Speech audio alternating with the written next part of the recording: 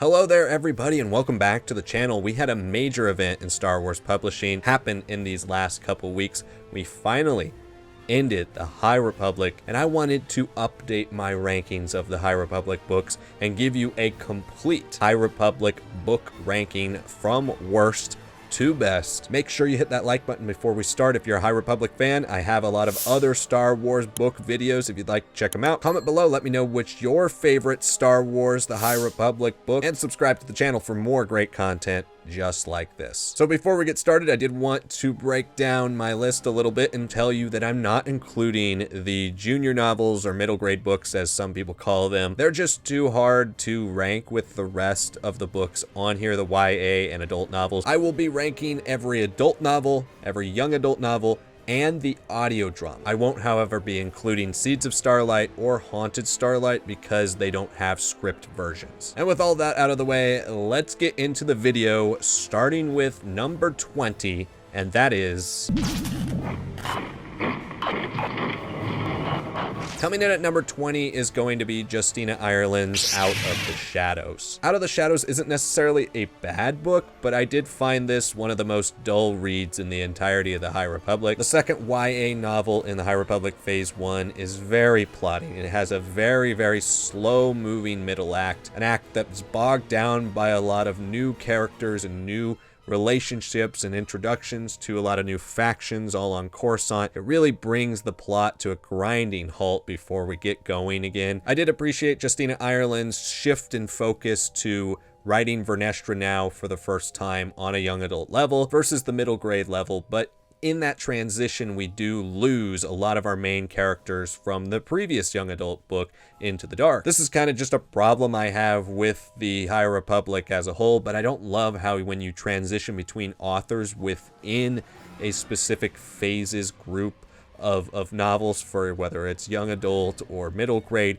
we basically lose the entirety of the previous book's characters to shoehorn in the new author's characters. We have the introduction to the Yarrow family, both Silvestri and Chancey Yarrow. Chancey gets a little bit more interesting play throughout the rest of the narrative of Phase 1 than Silvestri does. The Yarrows and the Graf, that whole dynamic and those sets of characters just really never come into importance whatsoever along the High Republic story. I thought the ending of the book was pretty good, but overall this is one of the more forgettable High Republic books for me. It's not one that I ever really intend to revisit, and for me it's the last place on the list.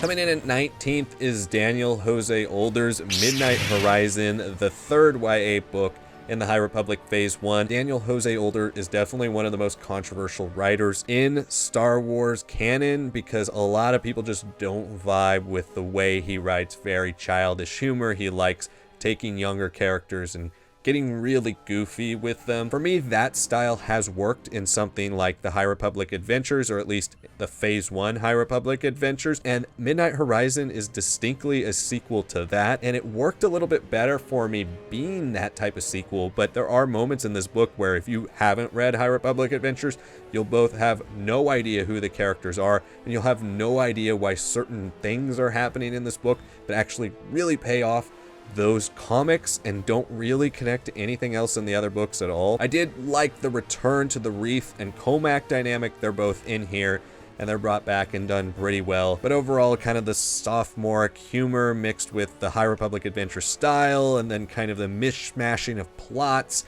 that don't really combine, trying to shoehorn the High Republic adventure stuff into the Reath and Comac plot kind of leaves this as another forgettable YA book from Phase 1.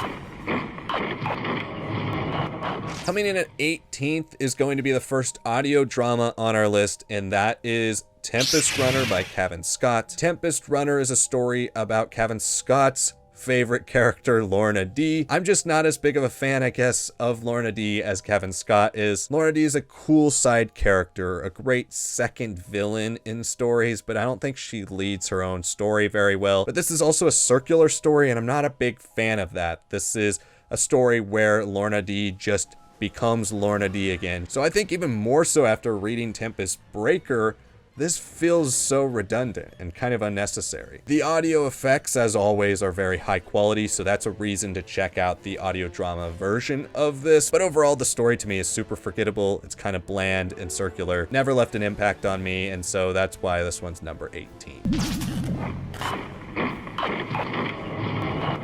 Coming in at number 17 is Defy the Storm by Tessa Gratton and Justina Ireland. I was a big fan of what Tessa Gratton and Justina Ireland did with Path of Deceit, which you'll see much higher on the list, but I found this kind of another dull YA book. The first main problem I had with Defy the Storm is basically the entire first act, which is all catch-up with characters from Out of the Shadows. Out of the Shadows being my least favorite High Republic book.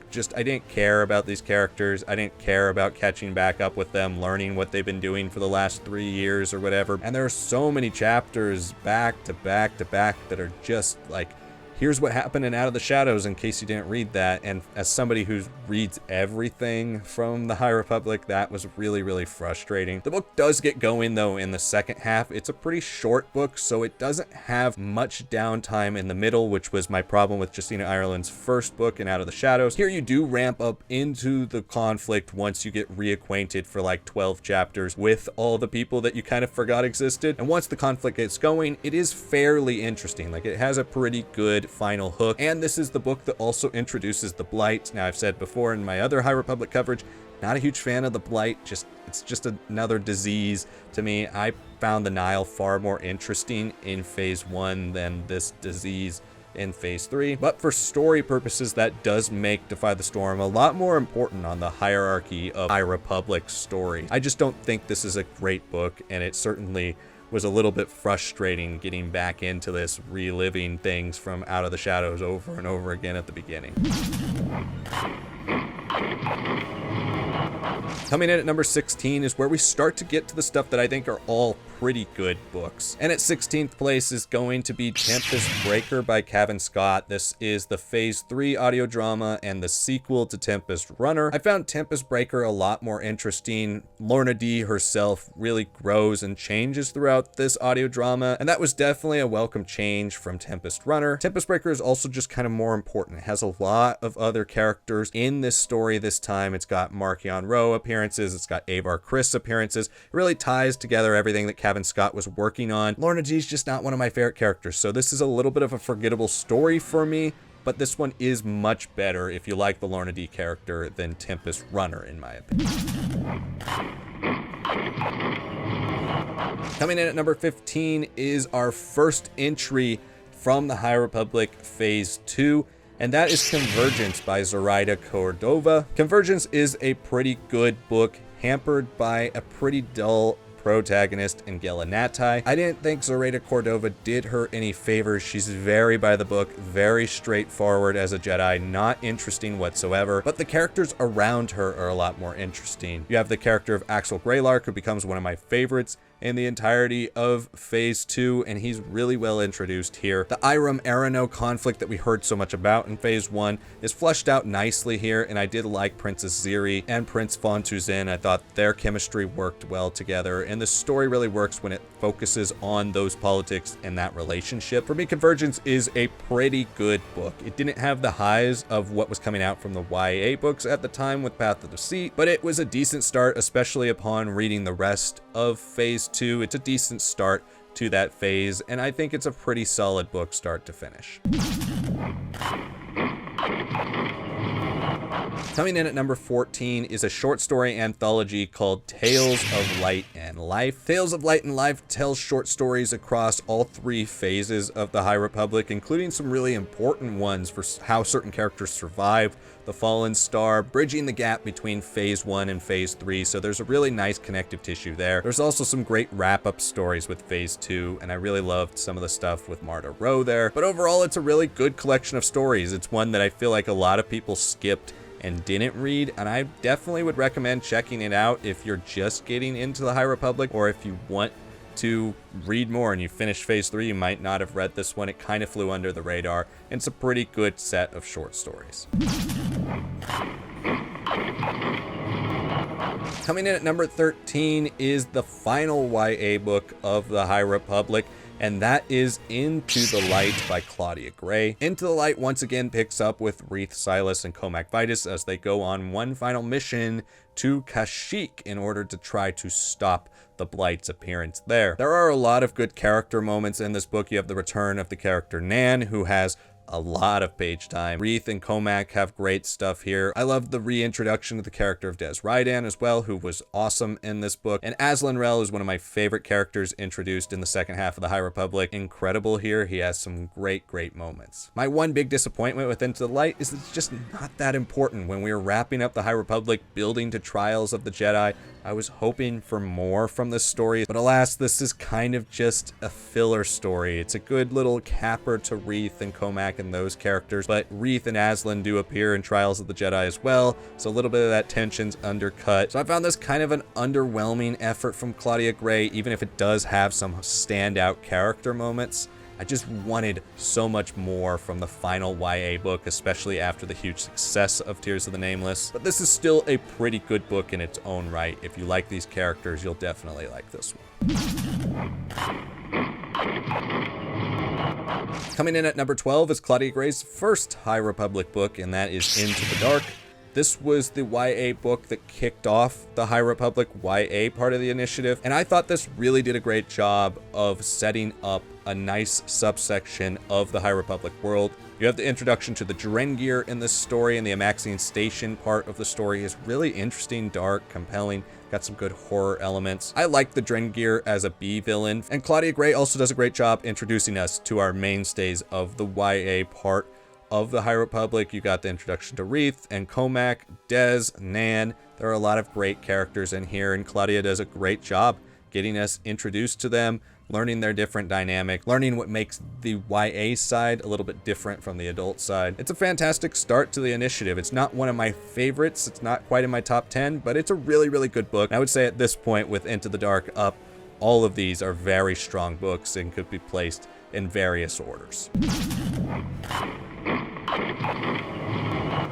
Coming in at number 11 is Temptation of the Force by Tessic Ratton. Temptation of the Force is one that definitely has grown on me over time. I still think this is one of the weaker adult novels, but this is still a really compelling character book and one that does have a lot of great moments for a lot of different characters. Of course, based on the cover, you do have the solidifying of the Elzar-Avar dynamic, and their relationship really is the core of the adult novels throughout this entire initiative. But I think what makes this stronger is after having read Trials of the Jedi, seeing where their relationship goes, a lot of my hesitations and concerns about how we're handling relationships and love and connections and attachments for Jedi in the High Republic have been assuaged by how their story ends. There are also great moments for a lot of other side characters from this initiative. Burryaga is a huge standout in this book. It's one of the first times where he is like a main character and very important to the ultimate conclusion of this story. I did also love what Tessic Ratton did with Vernestra. Vernestra here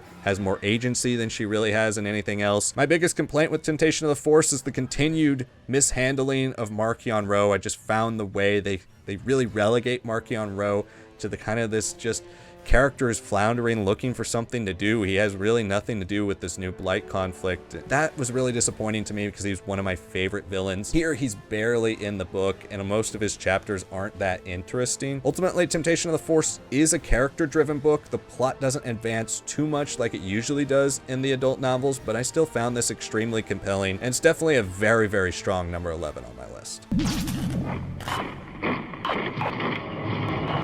Coming in at number 10 is the audio drama The Battle of Jedha by George Mann. This was one of the most surprising things in the entirety of the High Republic. Canon has had pretty good audio dramas throughout the series, but definitely the high benchmark was Dooku Jedi Lost. Nothing had really come close to it at the time until we got The Battle of Jedha. The Battle of Jedha is epic in every way. This is a sweeping audio drama, incredible effects, great voice cast, a good, smaller selection of characters that really keeps the narrative focused. George Mann is one of the MVPs of the High Republic. He really carried Phase 3 until Charles Soule wrapped it up with Trials of the Jedi, and he put his stamp on Phase 2 as well. But there's great introductions to new characters like Master Sun and Master Forte. I love getting a look at more of the different factions who live on Jedha, and it's a story that's incredibly important. If you don't read this between Convergence and Cataclysm, you'll miss out on not only major character introductions, but some significant plot threads that carry between the two books. I was blown away by Battle of Jedha. It's a fantastic audio drama, definitely worth the spot at number 10. Coming in at number 9 is Kevin Scott's YA novel, Path of Vengeance. Path of Vengeance is another excellent YA novel in the High Republic Phase 2. The High Republic Phase 2 being the smallest made it one of the most consistent phases of the High Republic. The story was just ultra focused, and the way the YA novels focus on the villain side, the Path of the Open Hand side, while the adult novels focus on the Jedi side, really made for an interesting dynamic reading both things opposite of each other. While Path of Vengeance doesn't hit the highs of Path of Deceit for me, this is still a fantastic book, especially in its first and third acts. Like Out of the Shadows, it does have a little bit of a slower middle act, although its middle act now is made even more interesting by Trials of the Jedi with our return to Planet X. And the way the story wraps up the Path of the Open Hand plotline, I thought that was all fantastic. Kevin Scott does a great job of wrapping all that up. Coming in at number 8 is the adult novel by Claudia Gray, The Fallen Star, which wrapped up the High Republic Phase 1. This has grown on me over time. At first, I was a little bit disappointed with how singular the focus of the book was. There wasn't that much Marchion, and he was one of my favorite parts of Light of the Jedi and The Rising Storm. There was also barely any Avar Kriss because she was in the High Republic comics at the time, so she has just a very small portion of this book. But the Elzar stuff and the Stellan Gios stuff are amazing. Elzar is such a great character, and I love Stellan Gios' sacrifice here. The Nameless have also really never been scarier. There are extremely memorable sequences surrounding them, and I did love the way this was the centerpiece for all the media that was coming out at the time, from comics to middle grade. Everything was tying in to The Fallen Star. It was a really cool idea. It does hamper parts of this book a little bit though, because there will be certain chapters that are kind of short, being like, yeah, and then Stellan Gios talked to this guy who obviously you won't learn any more about him in this book because it connects to a comic book you also have to read. And while I read everything and I love interconnectivity, that's a little bit too much because you feel like it's a waste of a chapter. You feel like it's a waste of time in this book. There's so many things to do that should we be pointing and basically advertising to people, hey, go read the comics. Sometimes it's better to let each medium stay in its medium and then cross over as necessary. But that being said, the story here is incredibly compelling. It was exciting. It was a great place to leave a cliffhanger for 2 years as we waited for Phase 3. And it remains one of the most memorable books in the entire High Republic initiative.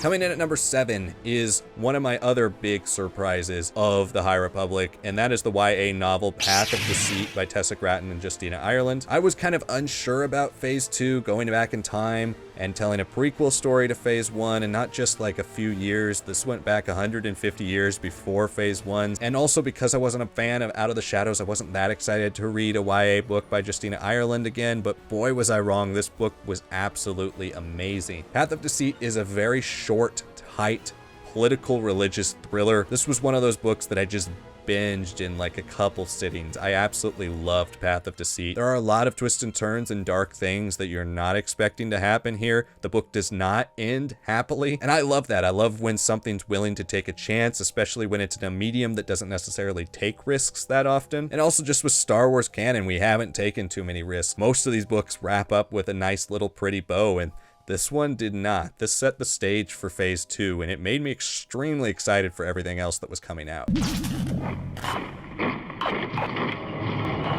Coming in at number 6 is George Mann's The Eye of Darkness. It's hard to believe it's almost been 2 years since The Eye of Darkness came out and we started Phase 3 of the High Republic, and here we are now. And this was a fantastic reintroduction to the Phase 1, Phase 3 story. George Mann, like I said earlier, one of the MVPs of the High Republic. He is so good, especially in Phase 3, and I love what he does here with Marchion Ro, with the Jedi. The quest to breach the storm wall is one that's compelling and heartbreaking. There's a lot of sad moments in this book, and I loved that. I also loved the progression of the Avar Elzar dynamic, their romance, the way they're connected, star-crossed lovers. Both characters' stories and the way they have changed since Phase 1 I thought was brilliant and really well utilized. This is also a great Marchion Ro book. Yes, he is kind of still looking for something to do, but I loved hearing his thoughts in the aftermath of his success. And I loved now him trying to rein in his success with actually kind of the disappointment that he now has achieved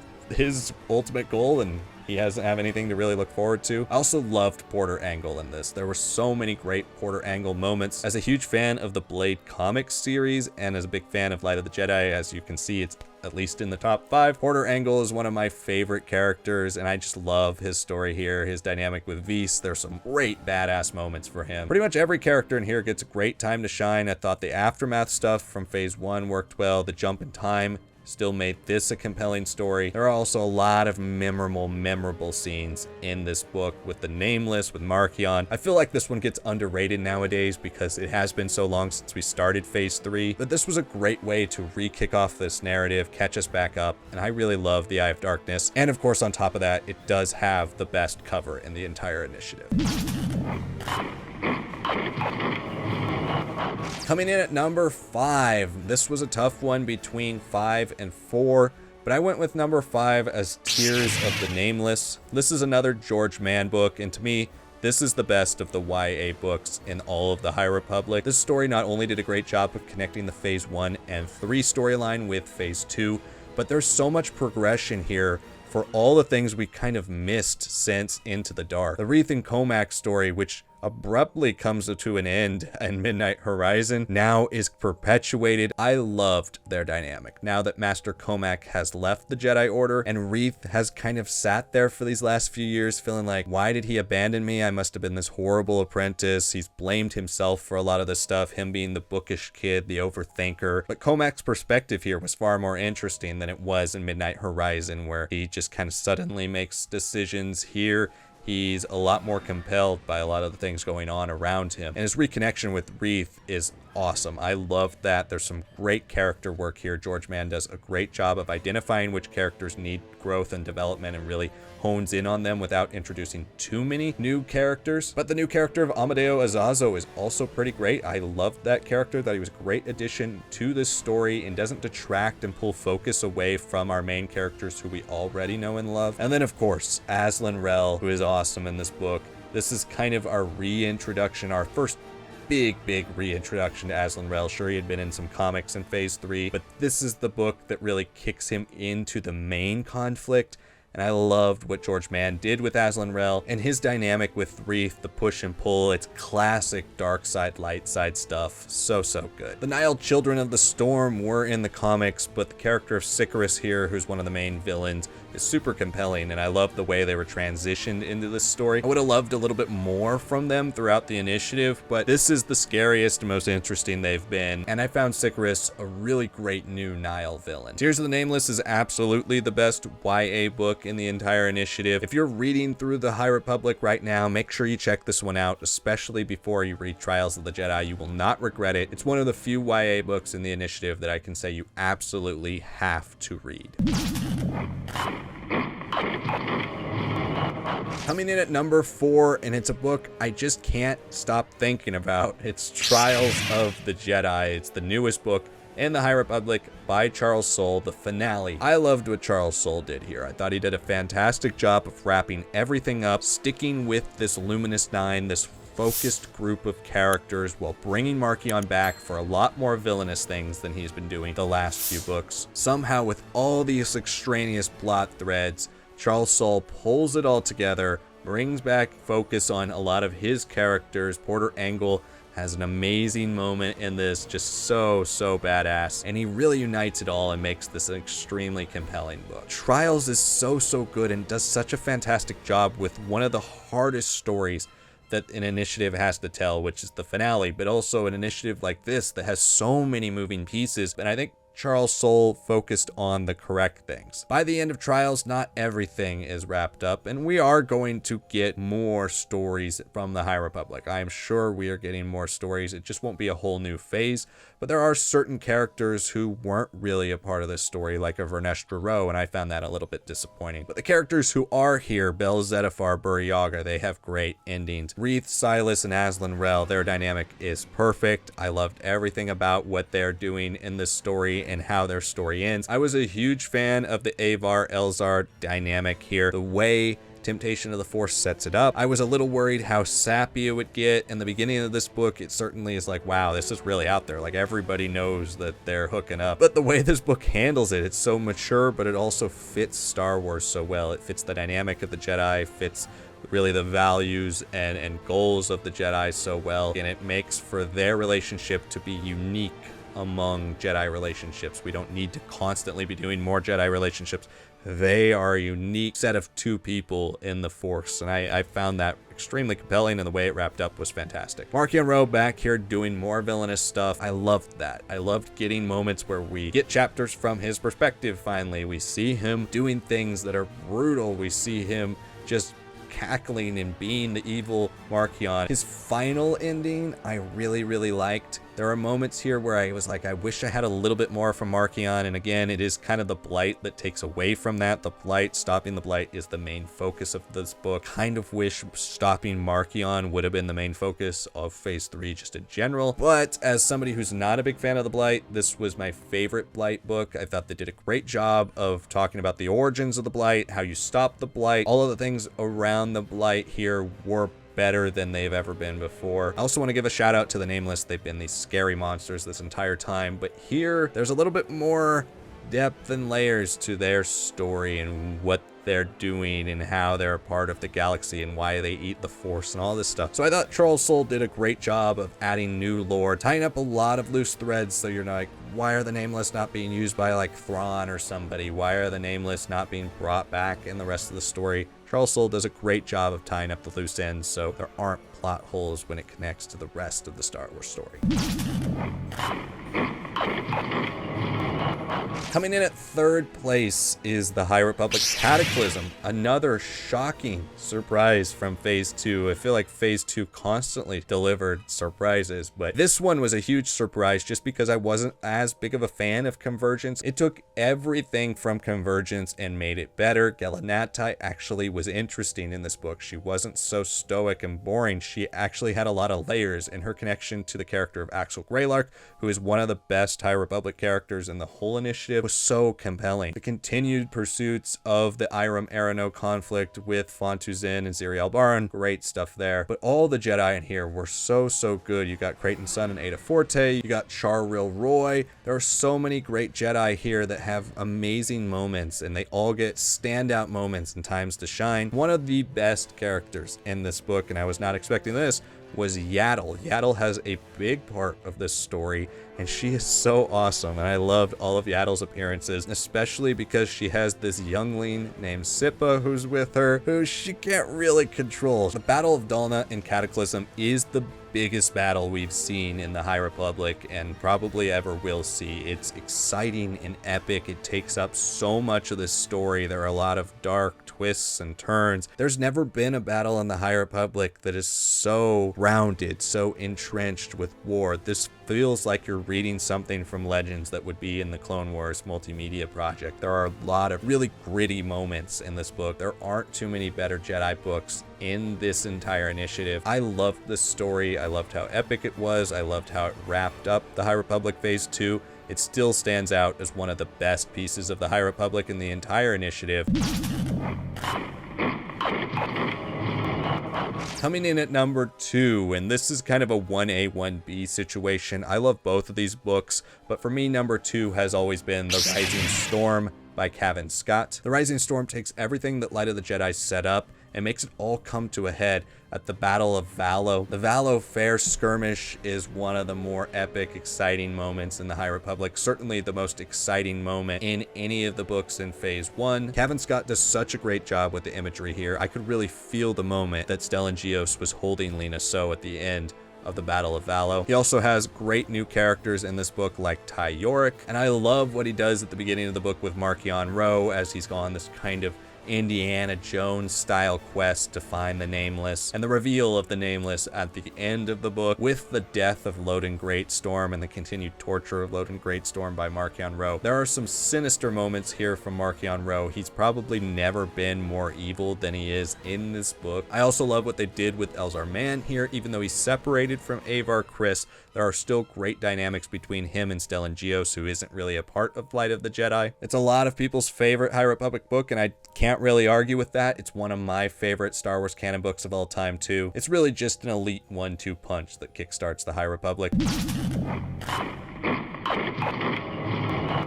And that does mean that number 1 is Light of the Jedi. Light of the Jedi being the first thing in the High Republic just gripped me from the very beginning. I thought the characters in here were really compelling. The Great Disaster was interesting in the way this set up all the different types of Jedi that you were going to have in the High Republic era, the way they solve problems in different ways. During this chaotic disaster, the way Loden Greatstorm and Bel Zettifar handle a problem is very different than the way Burryaga or Avar Kriss handles a problem. He immediately makes you understand that each Jedi is different and sees the Force in a different way and brings something unique to the Jedi Order. This really highlights the uniqueness of the Jedi, and that's one of the main points of the High Republic just in general, and they're all better for it. And the way Avar unites them all through the song, which again comes back in his final book with Trials of the Jedi, just makes Light of the Jedi even better. One of my favorite parts of this obviously is the introduction to the Nihil and Marchion Ro. Having read so many canon books up to this point, there are a lot of great ones, but there are very few